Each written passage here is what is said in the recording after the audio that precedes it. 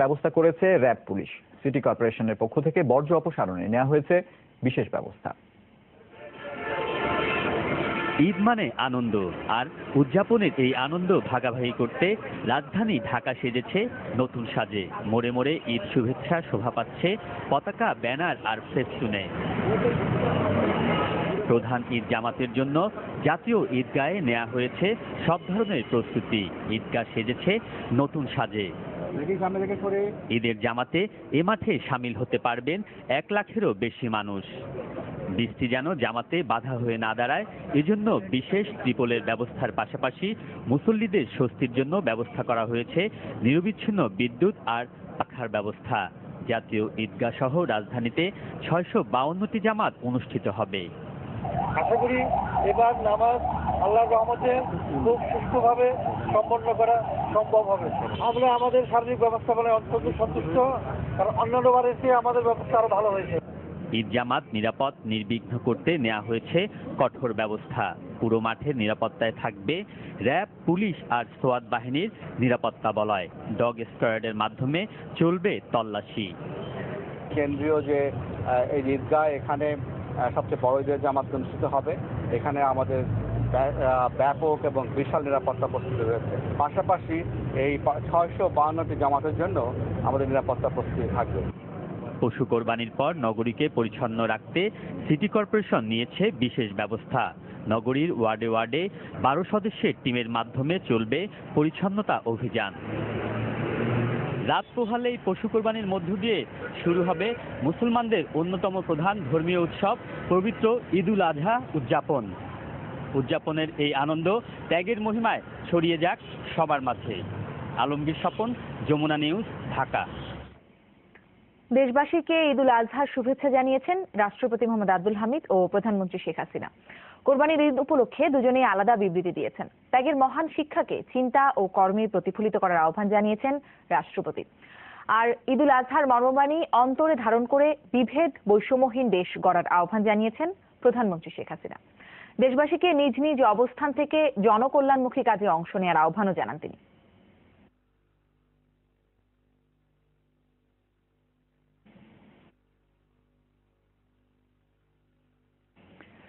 ট্রেনের শিডিউল বিপর্যয়ে ঘরমুখো মানুষ পড়ে ভীষণ দুর্ভোগে। স্টেশনে ঘন্টার পর ঘন্টা অপেক্ষায় কেটেছে তাদের, যদিও ঘরে ফেরার আনন্দে সবকিছুই মেনে নিয়েছেন তারা। এরপরও সফলতার দাবি করলেন রেল কর্মকর্তারা। যারা স্টেশন ছাড়লেন হাঁপ ছেড়ে বাঁচলেন যেন তারা। প্রিয়জনের কাছে যেতে তাদের ট্রেন রওনা হলো, যদিও অনেক অপেক্ষার পর। সেই সকাল থেকে দুর্ভোগের শুরু। ভোর থেকে কয়েকটি ট্রেন কমলাপুর স্টেশন ছেড়ে গেলেও প্রতিটি ট্রেনই অন্তত 3 থেকে 4 ঘন্টা দেরিতে স্টেশন ত্যাগ করেছে বলে অভিযোগ যাত্রীদের। রাজশাহী ট্রেনটা 3.5 ঘন্টা পরে ছাড়তেছে এখান থেকে, এখন বাথরুমের ভিতরে আছে। 6:20-এ আসার কথা, এখনো আসি নাই। 3 ঘন্টা লেট। সকাল 6টার ট্রেন, সেই ট্রেন আসছে 8:10-এ, আর এখন ছাড়বে কখন? আমরা বাসা থেকে বেরোচ্ছি ভোর 4টায়। ভোর থেকে অপেক্ষা, কিন্তু ট্রেনের দেখা মেলা দায়। বাড়ি ফিরবেন কখন তা নিয়ে সংশয় থাকলেও প্রিয়জনের সাথে ঈদ করতে যাচ্ছেন, তাতেই আনন্দ। বাচ্চা টাচ্চা নিয়ে 5-6 ঘন্টা বসে থাকা কত কষ্ট না। তারপরে কষ্ট হইলো সবার সাথে, শ্বশুর শাশুড়ি সবার সাথে ঈদ করবো। দুর্ভোগ করলেও একটা অপেক্ষার পরে আমরা যে বাড়ি যাচ্ছি, এটাই আমাদের কাছে আনন্দ। আমরা এখনো আশায় আছি, আসবে, বাড়ি যাব, ঈদ করবো সবার সাথে। জানি না এখনো রাস্তায় ঈদ করবো না বাড়ি গিয়ে ঈদ করতে পারবো। ট্রেনের ভেতর বাইরে থাকছে না তিল ধারণের ঠাঁই। যাত্রীদের ওঠানামায় অতিরিক্ত সময় লেগে যাচ্ছে, তাই ট্রেন ছাড়তেও দেরি হচ্ছে কিছুটা, জানালেন রেল কর্মকর্তা। যেহেতু ঈদের সময় আমাদের কিছু সমস্যা হয়, বিপুল সংখ্যক যাত্রী থাকে দূরপাল্লার ট্রেনে, ট্রেন বিলম্বিত হয় সময়। এই যাত্রীর কারণে আমরা উঠাতে সময় লাগে না, আমাদের সময় দিতে হয়। সব সুস্থভাবে জায়গায় গন্তব্যে চলে গেছেন, এটা আমাদের মূল লক্ষ্য, এটা আমাদের মূল সফলতার লক্ষ্য।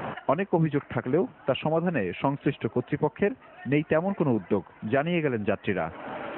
আর কয়েক ঘন্টা পরেই পবিত্র ঈদুল আজহা, আর তাই ট্রেনে করে বাড়ি ফিরছে মানুষ, ফিরছে শেকড়ের সন্ধানে, শেকড়ের টানে। ঠিক এই যাত্রাপথে নানা ভোগান্তি আর নানা শঙ্কা হয়তো থেকেই যাবে, কিন্তু প্রাপ্তিটুকু শুধুমাত্র এইটুকু যে অন্তত পক্ষে আত্মীয় স্বজনদের সাথে, প্রাণের মানুষের সাথে তারা তাদের আনন্দটুকু ভাগাভাগি করতে পারবেন। আহমেদ রেজা, যমুনা নিউজ, ঢাকা। দর্শক, এই মুহূর্তে নৌপথে রাজধানী ছাড়ছেন অনেক মানুষ। সদরঘাট লঞ্চ টার্মিনালে আছেন আমাদের সহকর্মী শরীফুল ইসলাম খান। সরাসরি কথা বলছি তার সঙ্গে। শরীফুল, সন্ধ্যা থেকে তো অনেকগুলো লঞ্চ ছেড়েছে সদরঘাট থেকে। আমরা দেখেছিলাম গত দুদিনে 1 লক্ষ 1.5 লক্ষ থেকে 2 লক্ষ মানুষ গিয়েছে সদরঘাট দিয়ে। শেষ দিনে ভিড় কেমন দেখছেন?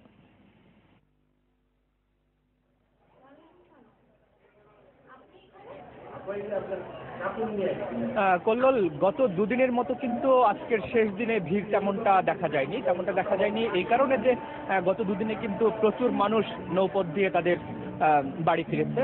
আমি যদি আপনাকে একটু দেখাতে চাই, এই লঞ্চে সাধারণত কিন্তু এখন আপনি যেই ভিড় দেখছেন তার চেয়ে কিন্তু অনেক অনেক বেশি ভিড় থাকে।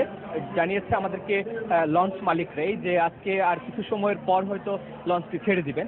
বিভিন্নভাবে কিন্তু তারা কেউ পত্রিকা পড়ে, কেউ বা হচ্ছে কার্ড খেলে বিভিন্ন রকম ভাবে তারা সময় কাটাচ্ছেন। এই জন্য যে 9টা নাগাদ বরিশাল, পটুয়াখালী, ভোলা রুটে 17টা লঞ্চ ছেড়ে যাবে। আর সেই সঙ্গে আরেকটা বিষয় যে চাঁদপুর রোডের যে লঞ্চগুলো ছেড়ে যাবে সেটি কিন্তু রাত 1টা পর্যন্ত ছাড়বে, কিন্তু বরিশাল রোডের লঞ্চ 9:30টার পর ছাড়বে না, এমনটা তারা জানিয়েছেন।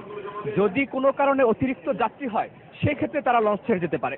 কারণ আমি এখন একজন যাত্রীর সঙ্গে কথা বলবো যিনি অনেকক্ষণ যাবত অপেক্ষা করছেন। আপনি তো বরিশাল যাবেন, তো এই যে লঞ্চের এত ঝামেলা কিংবা যাত্রাপথের এত ঝামেলা, তারপরও কেন লঞ্চে আপনাদের কেন বাড়ি যাওয়া? মা বাপ মার সাথে এক লাগে ঈদ করার জন্য, ভাই বেড়াদার নিয়ে এক লাগে ঈদ করা, এই জন্য বাড়ি যাওয়া উদ্দেশ্য। ভালো লাগছে, এমনিতে কষ্ট হইলেও তারপরও ভালো লাগছে বাড়ি যাওয়ার জন্য। কল্লোল, আপনি শুনছিলেন যে একজন দর্শকের অভিব্যক্তি, সেই জায়গা থেকে আমরাও আশা করছি যে এই দর্শকের মতো যতটা সম্ভব যেন ঘরমুখী মানুষের ঈদযাত্রা নিরাপদ হয়। কল্লোল। হ্যাঁ শরীফ, আপনাকে ধন্যবাদ আমাদের সঙ্গে যোগ দেওয়ার জন্য। বাড়তি ভাড়া আর ভোগান্তি একটুও দামাতে পারেনি সড়ক পথের ঘরমুখী মানুষকে। এজন্য অবশ্য দুঃখ প্রকাশ করেছেন সংশ্লিষ্ট মন্ত্রী। সেই সঙ্গে মহাসড়কে চাঁদাবাজি পুরোপুরি বন্ধ হয়নি বলেও স্বীকার করেছেন তিনি। কয়েক ঘন্টা পরে ঈদ, ছুটি মেলেনি আগে, কিন্তু যেতে তো হবে প্রিয়জনের কাছে। স্বজন ছাড়া আনন্দের ঈদ ভাবতেই পারেন না এসব মানুষ। তাই ছুটে চলা নিরন্তর, সাথে নানা ঝক্কি ঝামেলা, অনিশ্চয়তা। আনন্দ কথা না ফলাফল সব দেশে এখন যাচ্ছি তো বাচ্চার কাছে, মায়ের কাছে, এটা কোনো কষ্টই মনে হচ্ছে না। শেষ দিন এবার ঈদে বাড়ি ফেরার চিত্র একটু অন্যরকম। যেমন কল্যাণপুর, গাবতলী কিংবা মহাখালী, ঢাকার 3 বাস টার্মিনালের কোথাও ছিল না বাড়তি ভিড়। 7টায় গাড়ি ছিল, আর মানে 7টায় ছাড়ছে গাড়িটা। পারফেক্ট টাইমে ছেড়ে যাচ্ছে, কোনো ট্রাবল হয়নি। কারণটাও জানা, দুর্গাপূজার কারণে কয়েকদিন আগে ছুটি পেয়েছেন কর্মজীবী মানুষ। কাজেও লাগিয়েছেন তা, পৌঁছেছেন আগেই কাঙ্ক্ষিত গন্তব্যে। 2-1 দিন আগে খুব দাম ছিল, এখন অসুবিধা না। না, এবার আমি সারপ্রাইজ যে ঠিক সময় গাড়িটা ছেড়ে দিল। তারপরও ভোগান্তি ছিল। সুযোগ বুঝে ঠিকই বাড়তি ভাড়া আদায় করেছেন পরিবহন মালিকরা। ছিল নির্ধারিত সময়ে ইচ্ছে করে গাড়ি না ছাড়ার অভিযোগও। 100 টাকার ভাড়া 200 টাকা নিচ্ছে। যে জায়গায় নামি ঠিক আছে, 200 টাকা কম নাই, 1 টাকায়। 7:30টার গাড়ি, এখন তো 8টা পার হয়ে গেছে, এখনো ছাড়ে নাই। যাত্রীদের এসব অভিযোগ অস্বীকার করেননি সরকারের নীতি নির্ধারকরাও। চাঁদাবাজি, অতিরিক্ত ভাড়া আদায়ের অভিযোগ আংশিক সত্যি। দুর্ভোগ ও হয়রানির শিকার যাত্রী সাধারণের কাছে আমি আন্তরিকভাবে দুঃখ প্রকাশ করছি। দায় দায়িত্ব নিয়েই জনগণের কাছে ক্ষমা চাইতে আমার কোনো লজ্জা নেই। তবে অন্য সময়ের চেয়ে এবার তৎপর ছিল আইন শৃঙ্খলা বাহিনী। তার ফলও মিলেছে। বেশিরভাগ মহাসড়কেই যানজট ছিল কম। ফেরি পারাপারেও জটিলতা হয়নি ঈদের আগের দিন। ঈদ মানে তো আনন্দ, আর তাহলে মানুষের এই ঈদ যাত্রা তো আনন্দ যাত্রা। হোক না সে যাত্রা খানিকটা ঝুঁকিপূর্ণ, তবুও প্রিয় মানুষটির সাথে, আপনজনের সাথে উৎসবের জন্য তো এত আয়োজন। আর এই আয়োজনই হয়তো বাংলাদেশকে, বাংলাদেশের মানুষকে করেছে অনন্য, অসাধারণ। পারিবারিক সেই বন্ধনের জোরেই হয়তো এখনো টিকে আছে বাংলাদেশের অনেক কিছুই। শুভ হোক এইসব মানুষের ঈদ যাত্রা। মাহফুজ মিশু, যমুনা নিউজ, ঢাকা। এদিকে বিএনপি অভিযোগ করেছে মহাসড়কে সরকার দলীয় লোকেরা চাঁদাবাজি করছে। সরকারের অব্যবস্থাপনার কারণেই জনগণ কষ্ট পাচ্ছে। দুপুরে নয়াপল্টনে আয়োজিত এক সংবাদ সম্মেলনে এসব কথা বলেন বিএনপির যুগ্ম মহাসচিব রিজভী আহমেদ। এই সরকারের লোকরা জড়িত আছে।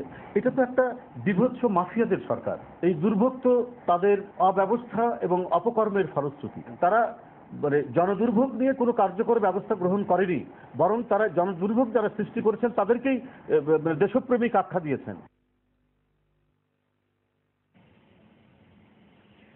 উৎসবের ছুটিতে স্বজনদের সান্নিধ্যে ছুটছেন সবাই। তবে সবার ঈদ উদযাপন নির্বিঘ্ন করতে নিজেদের আনন্দ বিসর্জন দেন অনেক পেশাজীবী।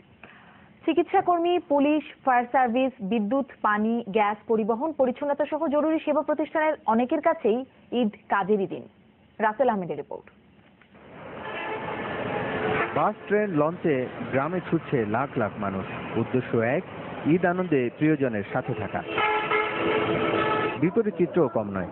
বাড়ি যাওয়া দূরে থাক, অপরের আনন্দ নির্বিঘ্ন করতেই দিন শেষ হাজারো কর্মকর্তা কর্মচারীর। রাজধানীতে এমন সেবা প্রতিষ্ঠানের সংখ্যাও অনেক। গতি, সেবা ও ত্যাগের ব্রত নিয়ে কাজ করে ফায়ার সার্ভিস ও সিভিল ডিফেন্স।